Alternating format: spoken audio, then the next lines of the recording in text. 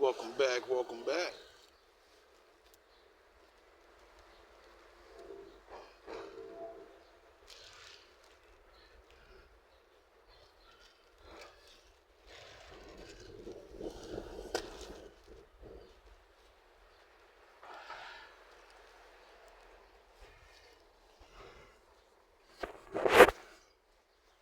Hope you guys doing alright. Guess I am.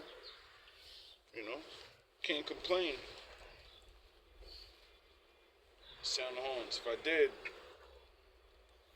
who would care and what would get done anyway? So, I was thinking to myself,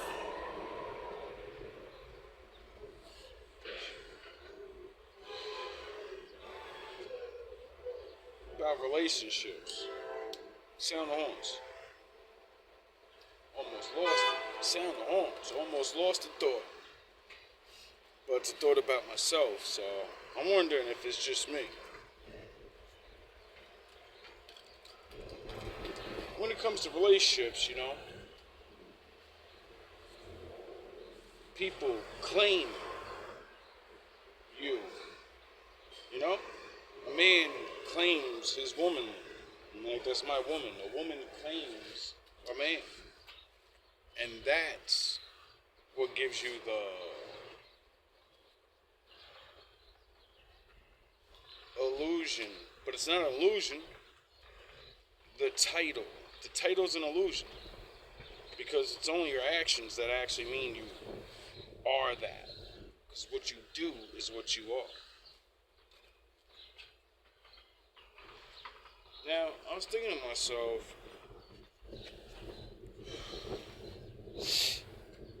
have you ever wanted to be with somebody and make them yours, but you don't want to own them?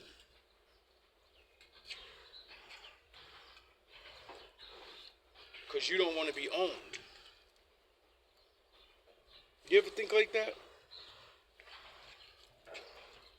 I've thought like that for a while. Didn't quite understand exactly what I was thinking. You know? You get opinions over here, people's advice over there, blah, blah, blah, so on and so on. Then you go, well, for me, I go to the Bible for answers, and the way we want the answer, you have to do some thinking, sound the horns. You ain't just gonna read it and then, oh, that the answer. Sometimes it is. But other times, you gotta read the stories. Because the stories is about people that live life and had to make the choices you're about to make.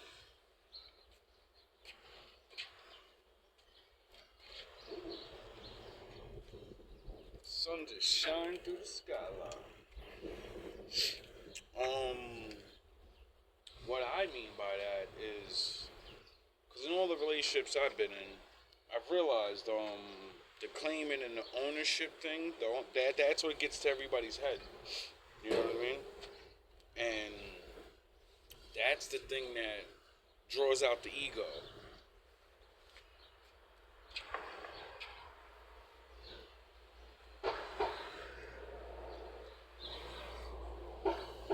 Because when somebody gives themselves to you and says, I'm yours,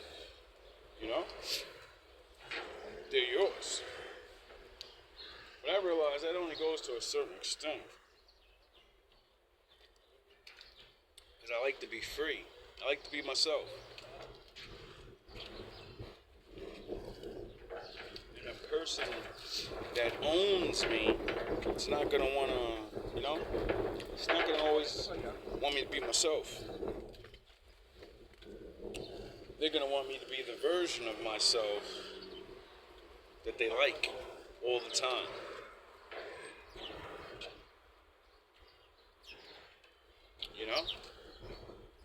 Not just one way. So, indoors, outdoors. I like to be inside a lot, but I like to get out a lot. I like adventures.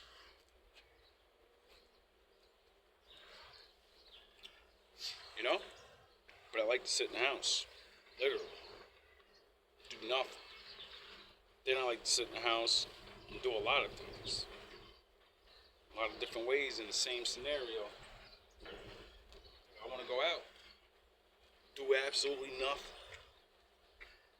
Go look at things, look people, scenery, you know? The world's a big place, a lot of things to see. I don't know why people don't like that. You always gotta do something, spend money and shit. Instead of like the old days where people went to go see shit, to go see it because it's something that's great. Sound horns.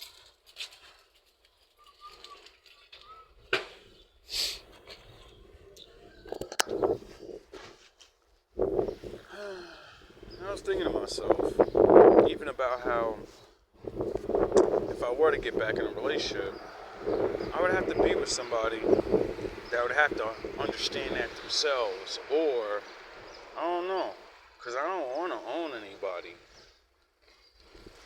And I realized in the past, without knowing, that's what we do. It's what starts the fights, and like I said, the ego. When something's yours, it's your property. You do as you fit with it. That's the law. You create something, it's yours. You do whatever you want with it. You know? But when it comes to being a life form, no, you don't. Because I have the freedom to remove myself. Boundaries, you know? And I don't know. I'm sure there are women that think like that, because, you know, I've heard it before from men and women say things like this, but I felt it. But now that I live long enough and been through enough, I'm like, yeah, I think that's a better fit. But what does it really mean? You know? What does it mean to be able to be free? I think it means being accepted.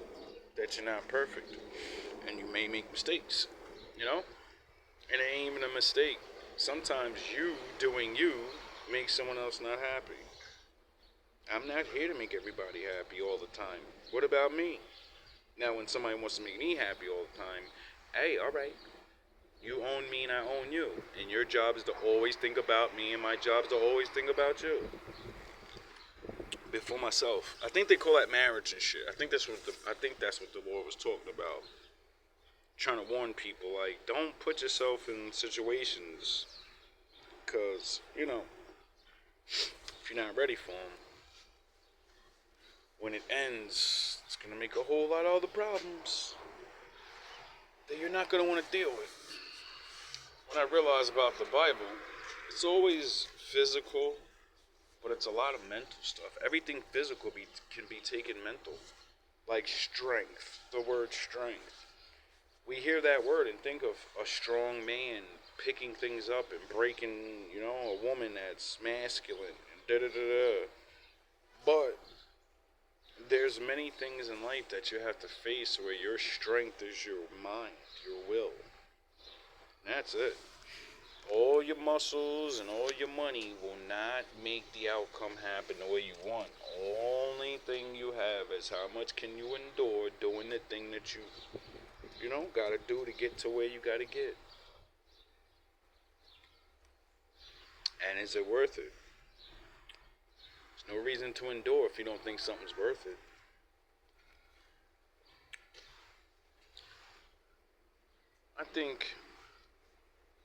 I know the more and more people go over these things and think about things and explore things, and because we have no choice but to explore life. It's not like there's a set goal or a set way to live when it comes to certain things. You know, a lot of people say, we don't need a book, the Bible, to know right and wrong and da-da. I'm like, you're right about that. But when it gets down to really crazy shit, like King Solomon days, when it comes to something where you need ultimate wisdom, you know? See, people think it's just surface level, good, bad. No, when you have to deal with a problem, all right, I pick out King Solomon's story. Everybody knows it, but nobody thinks about what it really means. Two women, one had a baby, one wanted a baby very bad, more than anything in the world, and she couldn't have a baby. So, with that grew jealousy and envy of other women that could. And since he's living in the times of, no DNA test and all of that stuff, that IDs and hospitals, and, a lot of things that help prove that I gave birth to that baby. People seeing me do it. Fuck are you talking about? You know what I mean?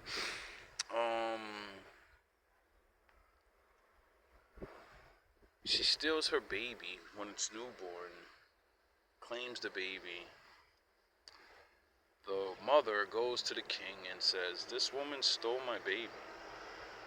He doesn't know because, kings ain't around the little guys. They worrying about really big problems that further concern the guidance of the Lord. And it seems like no one in the village, because everybody runs to everybody first, and everybody talks. And then we go to the police, and the police goes to the judge, and the judge uses his brain to figure out how to know. So King Solomon said, "I got an idea. Let's be fair to everybody. Hey guard, come give me that sword right there. We're gonna cut the baby in half, and you can have half the baby, and she can have half the baby. And now both of you have half a baby. No one's losing anything.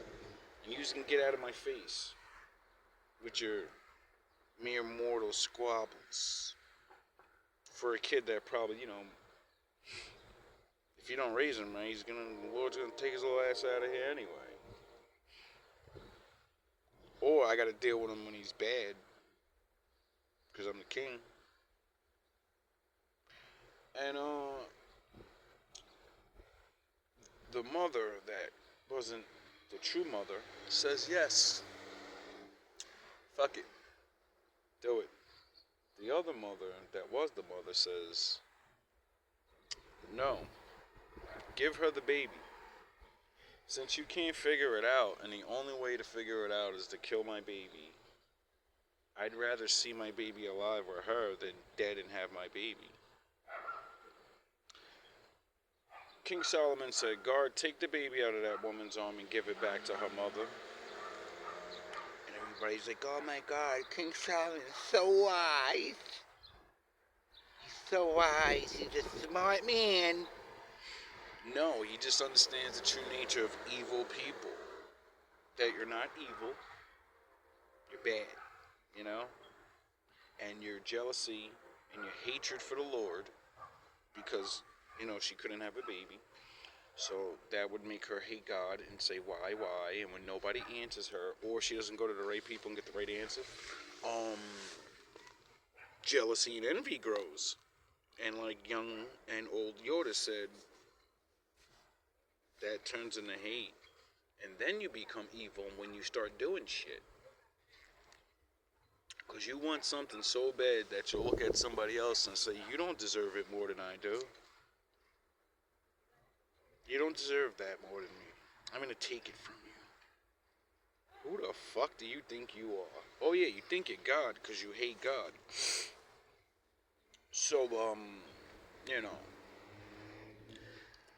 with that wise decision, Solomon spared a baby, caught a thief, made a mom happy again, because he understood both sides. Not only did he understand evil, but he understood the Lord, love. And a loving parent would sacrifice being around their child forever so they could be alive. An evil person that can't have kids, they would make the same stupid ass, I don't give a fuck, kill a kid. So she could be just as miserable as me. We'll both have equal pain now, even though she would have just had a kid if I didn't steal it. They never think that. Because they want somebody to share in their misery, instead of people sharing in the understanding of their problem. Sharing in their pain and saying, I may not understand because I have kids, but that must hurt because of having kids and the love that it gives me and the joy or whatever. I see why you would be mad. Like, this is something you wanted. So you know what I'll do? Maybe I'll have a kid for you. Maybe we'll take a donation or something and we'll get one of the young fucking prostitute girls or something. We'll fucking get you a kid. Maybe they will find a mother that don't want a baby. There's a lot of those that give them away to the field, the beast of the field. Ain't no drop-off hospitals back then, dog. Yeah, I think abortion is crazy now. At least they're putting them down gently. Now, I say all that because it all leads into ownership. Being owned. You know? What's yours is yours. You know? How much love do you have that want to see someone happy? That woman was willing to let her son or daughter be raised by somebody else in a good faith of they're crazy enough to do that, but they just want a kid. Maybe they just gonna raise them good anyway. So what? I go see them on the weekends. You know what I mean? When they get older and they look just like me, I'm gonna tell them the truth, and maybe they'll believe me. You know, because God's real. You know? Like Moses, when he thought he was an Egyptian fucking prince of all fucking Super Saiyans. And the Lord said, nah, you're a part of those slaves. You want to give that up? Come work for me? Would you? You love the Father that much? You'd be a part of the greatest empire ever, and you get adopted as the king's son. You're the prince of all the shit. He'd give that up, right? To go be a bum in the fucking desert for the Lord. Sure. It's called love. See, Moses, even though he didn't know he was one of them, he had love that he didn't even know he had. Until something really crazy happened. You get it? He seen the pain and the suffering. After a little Most High nudging him around, getting some information in that head so you can make a choice, you know? Doesn't that go back to ownership? People want to work. People like building fucking things. You get to say you're a part of that. I fucking helped build that thing. Unless people take your credit fucking years later and say, nah, we don't know who built it. It's in one book who built it, though. It says who helped build it. But nobody in the world can figure out how it was built. And those people are connected to the greatest thing of all things. How was it built? I wonder. This is a very interesting relationship video. I can't get away from the biblical, though. It all ties in. See, for the chosen few that study, you know, all this shit'll mean so many other things, and they'll get it. They'll see those metaphors and look in their relationships and their lives and be like, yo, I think I need to think about things, you know? I think I need to really figure myself out, what type of person I am. Maybe that's why my relationships never work. Maybe that's why I'm not having a best relationship right now. It's because I don't even know myself. You know? Like a lot of men and women were taught to play these roles. Which, like I said, attached to the ego. You know? And these dynamics have been interchangeable many times, you know, when a common level, like, you know, kings are kings, but kings ain't always the smartest nigga, and a queen don't always just sit around doing nothing. Stories I know of, queens, the kingdom only survived because the queen put in that work. There's other stories I know that where queens really were the only one there, you know? They were fucking real. And so many different dynamics of who runs shit. See, a lot of that I realize is what gets in a lot of people's heads, because it's a dynamic, you know. Like the man and women thing now, where a woman has more than you, people beat each other in the head like, "Oh, that dumb to have." They don't look back like in any time period and be like, yo, bro, some of the richest men are only the richest men in the world because a woman seen into him, and was like, oh, not only does he look handsome, but he believes in doing this, and this shit is real. I feel it. If he was born into a family of somebody, I would have probably never even got to be with this guy, because he would have had a bunch of other choices. That man's perfect for me. I'm gonna get him. I'm gonna clean him up, and well, not clean him up, but you know, boost. And he's gonna have my connections now, and he's gonna do the things he does, and with my help and his help together, things get done, you know. And the whole reality of not all women and men are the same. At least I don't believe. Every woman in power doesn't want a dynamic, and every man in power doesn't want the dynamic of the world. I'm starting to realize a lot of people are waking up to these things like, yo, I'm really having a relationship, a friendship, a family ship, a relationship with my job, the way the world said to have it. And there's nothing wrong with that, you know, keep the peace and all that. But, you know, what about your happiness? Now, for the world, a lot of the world way works for them. But then there's us that are in between the cracks. And we're like, nah, I ain't feeling that. I don't think like you guys. My life didn't end up the way you know? Things happen to me to make me think this way. Can't take back my life, and I wouldn't. Only alive because you take things the way you take them. Make the choices you make. You know? So, like I said at the beginning, you ever want somebody to be only yours, but you don't want to own them because you don't want to be owned. You know? You want to actually be free with somebody, but not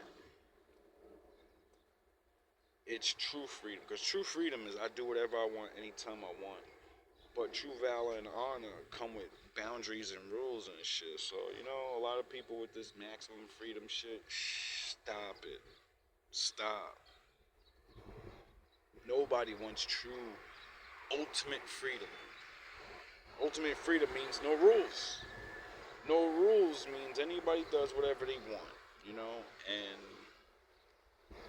I don't think a lot of people are built for that, you know?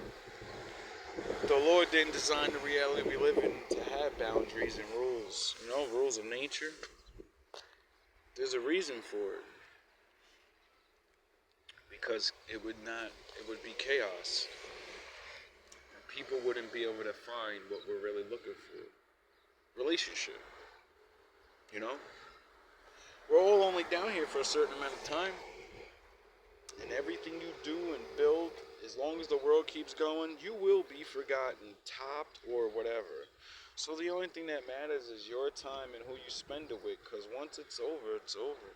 You know? And all the legacies and everything changes. It's only a matter of time. You know? I've always known that. That's why I've tried so hard to, fight for certain relationships. These last couple of years, and actually getting a sound in the horns, getting solitude, and finding myself, made me realize, just like what the old people used to tell me back in the day, you can count all your friends right now. And only a handful of them, meaning 5, will still be there when you're older. And a lot of them won't be there because someone's going to do dumb shit, may betray, another one's going to do drugs, another one may get in an accident, and another one may just die of natural causes. So you better fucking spend time with these very few people that actually gave a fuck about you, bro. And explore this thing we call life, and feelings, and relationships, and learning off each other, and growing with each other, and all these things, because that's what we're here for. All this other shit is just icing on the cake, bro. That's why so many people are unhappy, at least in my eyes, because people are blaming on poor, but I'm like, yo, majority of the world been poor forever. Where the fuck's all the love stories coming from? Where's all the fucking... it's from the poor people, because, who's the richest poet you know? He started out poor and broke, nigga. Fuck y'all talking about? Maybe 1 or 2, I ain't gonna hate on all the rich or well-off people, but the most famous everything, majority of them were nobody, and it's because that journey of starting at the bottom, and then building your way up is a natural thing. Maybe that's the way it's supposed to be in relationships. Try one way, then it don't work for a while, then you say, you know what?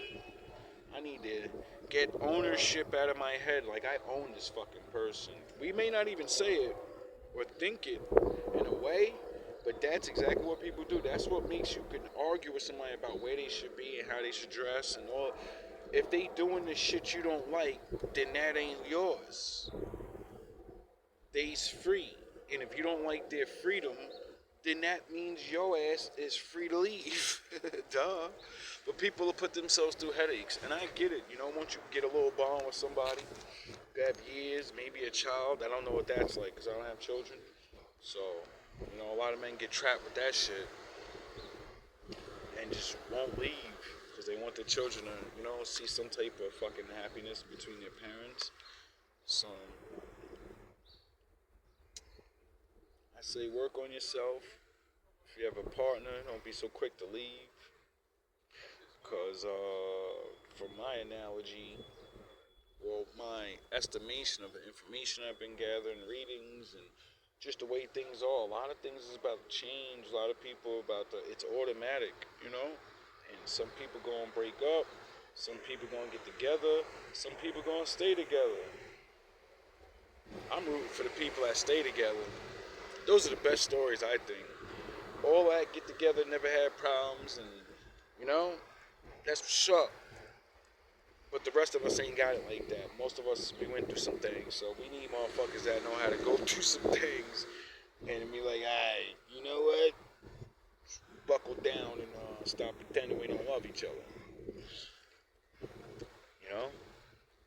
Let me stop pretending we ain't made these commitments. All love, all praise to the Most High. Shout out to the wolves. Salute to the ninjas.